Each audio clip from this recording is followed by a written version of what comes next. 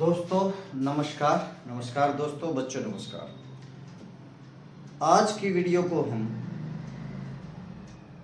कल हमने word, phrase और सेंटेंस क्या होते हैं इससे आगे करेंगे। आज हम बात करेंगे क्लाउज में।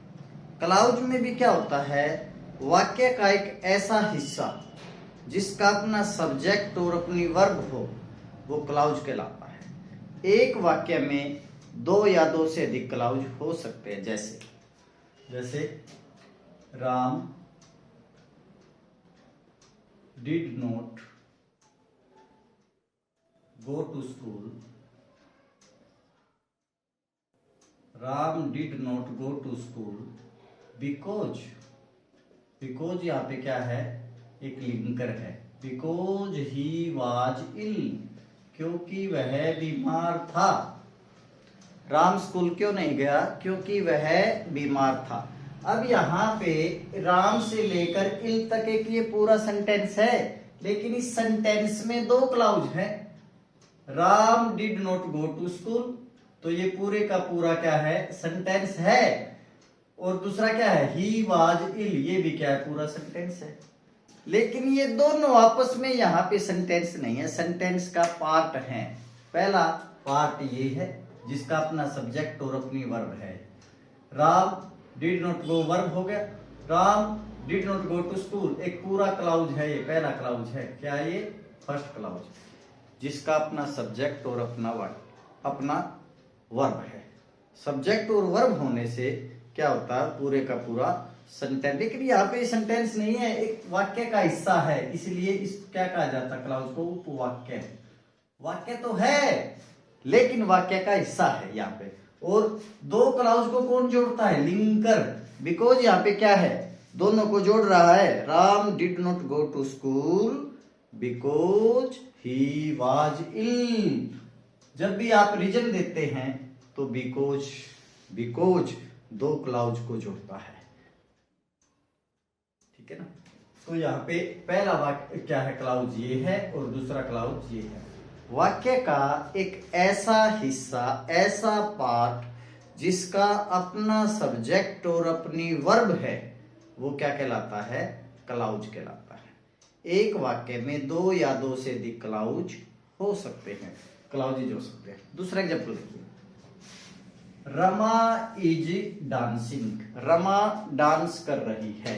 Rama is dancing, Rama is dancing. तो ये पूरे का पूरा क्या है, अगर मैं इसको यहीं पे छोड़ दूं, रमा इज डांसिंग, रमा नाच रही है, पूरे की पूरी सेंस है और वाक्य है। क्यों इसका अपना सब्जेक्ट अपनी वर्ब है। लेकिन अगर मैं Rama is dancing, Rama dance कर रही है, while, WHIL, while. Seema is singing, Seema is singing, Seema क्या कर रही है, गा रही है। जब एक ही समय के दौरान दो काम हो रहे हैं तो हम कौन सा लिंकर लगाते हैं, वाइल। तो वाइल एक लिंकर है, इसने दो सेंटेंसेस को जोड़ दिया और वो सेंटेंस तो क्या बन गए, वाक्य का part. Rama is dancing, first clause ये हो गया, और दूसरा क्या हो गया, ये हो गया, दूसरा क्लाउज ये हो गया। तो इसमें लिंकर ने दो क्लाउजेज को जोड़ा, लेकिन लिंकर नहीं होता, ये दोनों अपने आप में क्या है, सेंटेंस है। तो लिंकर जब दो सेंटेंसेज को जोड़ता है तो वो दो सेंटेंसेज उस वाक्य का क्या हो जाते हैं, क्लाउज बन जाते हैं। तो पहला क्लाउज क्या है, रमा इज डांसिंग, और दूसरा क्लाउज क्या है, सीमा इज सिंगिंग। जब एक ही समय में दो कार्य हो रहे हैं तो क्या है, वाइल हम लिंकर लगाते हैं। दूसरा एग्जांपल देखिए, Raju failed in the exam. Raju failed in the exam, Raju exam में फेल हो गया। तो ये पूरे का पूरा क्या है, सेंटेंस है, इसका अपना सब्जेक्ट है, अपना वर्ब है। बिकॉज, क्योंकि, because he had not worked hard, ठीक है ना। तो ये आपके क्लाउज क्या, ये आपका लिंक क्या हो गया, because Raju failed in the exam. पहला क्लाउज ये, क्योंकि इसका अपना सब्जेक्ट है और अपनी क्या है, वर्ब है। दूसरा क्लाउज क्या है, ये वाला, he had not work hard, क्योंकि उसने कठिन मेहनत नहीं की थी। तो ये जो इस सेंटेंस में राजू से यहाँ तक एक सेंटेंस है। पहला क्लाउज क्या हो गया, Raju failed in the exam. दूसरा क्लाउज क्या हो गया, he had not worked hard, और बिकॉज क्या हो गया, लिंकर हो गया। तो सेंटेंस में दो या दो से अधिक क्या हो सकते हैं, क्लाउजेज हो सकते हैं, और उन क्लाउजेज को कौन जोड़ेगा, लिंकर। कंजंक्शन का काम ही क्या है, दो क्लाउजेज को जोड़कर वाक्य बनाना। जैसे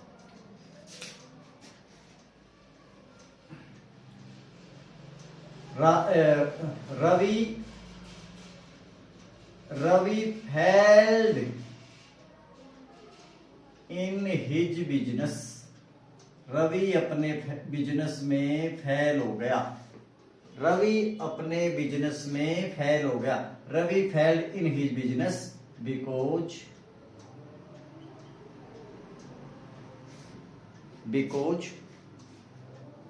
he had no money for investment के लिए उसके पास कोई पैसा नहीं था। तो यहाँ पे Ravi fail in his business, ये क्लाउज ये हो गया, बिकॉज यहाँ पे क्या हो गया, लिंकर हो गया। He had no money for investment के लिए उसके पास कुछ पैसा ही नहीं था। तो यहाँ भी ये बेस्ट एग्जांपल है क्लाउज का। तो वर्ड क्या है, वर्ड बने अल्फाबेट से। अल्फाबेट्स कितने इंग्लिश में, A to Z, A-E-I-O-U, ये 5 वोवल्स हैं, बाकी सारे कॉन्सोनेंट्स या व्यंजन हैं। A meaningful collection of alphabets is called a word.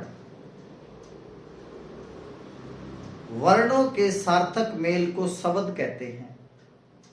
दो या दो से अधिक शब्द जिसकी सेंस निकले लेकिन जो वाक्य नहीं है, तो वो क्या होगी, फ्रेज होगी। क्या होगी वो, फ्रेज। और दो या दो से अधिक शब्द जिसमें एक सब्जेक्ट एक वर्ब है, वो वाक्य हो जाएगा। ऑब्जेक्ट हो भी सकता है, ना भी हो। और वाक्य का एक ऐसा हिस्सा जिसका अपना सब्जेक्ट अपनी वर्ब है, वो क्लाउज हो जाएगा। एक वाक्य में दो या दो से अधिक क्लाउज हो सकते हैं, और दो क्लाउजेज को कौन जोड़ेगा, कंजंक्शन जोड़ेगा, लिंकर जोड़ेगा, ठीक है ना। फ्रेज मैंने क्या कहा था, दो या दो से, फ्रेज दो या दो से अधिक सकते, जैसे इन फ्रंट ऑफ के सामने, ये 3 शब्द है, तीनों को अर्थ निकला, लेकिन ये वाक्य नहीं है। इस फ्रेज से ये फ्रेजल वर्ब, ऐसी वर्ब। अब लुक क्या है, एक वर्ब है, फ्रेजल वर्ब नहीं है ये। फ्रेज क्या होगी, दो या दो से अधिक शब्द, लेकिन लुक के साथ मैंने प्रीपोजिशन लगा दी इनटू। अब ये क्या होगी, वर्ब, ये वर्ब है लुक, लेकिन ये क्या हो गया, दो या दो से, फ्रेजल वर्ब होगी। लुक इनटू, लुक एट, ये भी फ्रेजल वर्ब है। लुक डाउन अपॉन, ठीक है ना। लुक फॉर,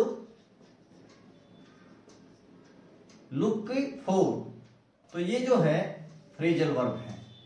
लुक वर्ब है, look into, look at, look down upon, look for क्या है, ये फ्रेजल वर्ब है, क्योंकि इसमें दो या दो से अधिक के शब्द आ गए, ठीक है ना। तो यहाँ पे इसी तरह से फ्रेजल वर्ब भी क्या है, फ्रेज क्या है, दो या दो से अधिक से। फ्रेजल वर्ब ऐसी वर्ब जिसमें एक मेन वर्ब है, एक शब्द है, उसके साथ प्रीपोजिशन लग के क्या हो जाती है, वो फ्रेजल वर्ब हो जाती है। तो आज हम दोबारा फिर जो पिछला काम था उसको रिपीट करेंगे। A to Z 26 अल्फाबेट से बने शब्द, वर्णों से बने शब्द, लेकिन वर्णों का सार्थक समूह क्या कहलाएगा, शब्द कहलाएगा। आपने 5 अल्फाबेट्स इकट्ठे कर लिए, उसका कोई वर्ड ही नहीं बन रहा। वाटर, वाटर क्या है? शब्द है, लेकिन AWRET क्या है? यही तो अल्फाबेट्स है, इसमें भी ये शब्द नहीं है क्योंकि इसका अर्थ नहीं निकल रहा। सब वर्णों का ऐसा समूह जिसका अर्थ निकले वो बनेगा शब्द। 2 या 2 से अधिक शब्द जिसका अर्थ निकला लेकिन जो वाक्य नहीं है, क्लाउज नहीं है, वो होगी फ्रेज। और 2 या 2 से अधिक शब्द जिसमें एक सब्जेक्ट एक वर्ब, ऑब्जेक्ट हो भी सकता है ना भी हो, वो बन जाएगा वाक्य। और वाक्य का एक ऐसा हिस्सा जिसका अपना सब्जेक्ट अपनी वर्ब है, क्लाउज। एक वाक्य में 2 या 2 से अधिक क्लाउजेज हो सकते हैं।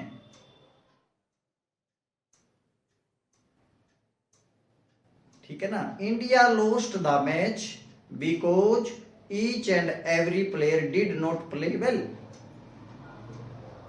भारत ने मैच खो दिया क्योंकि हर एक प्लेयर, जो भी टीम का मेंबर था, वो ठीक तरह से नहीं खेला।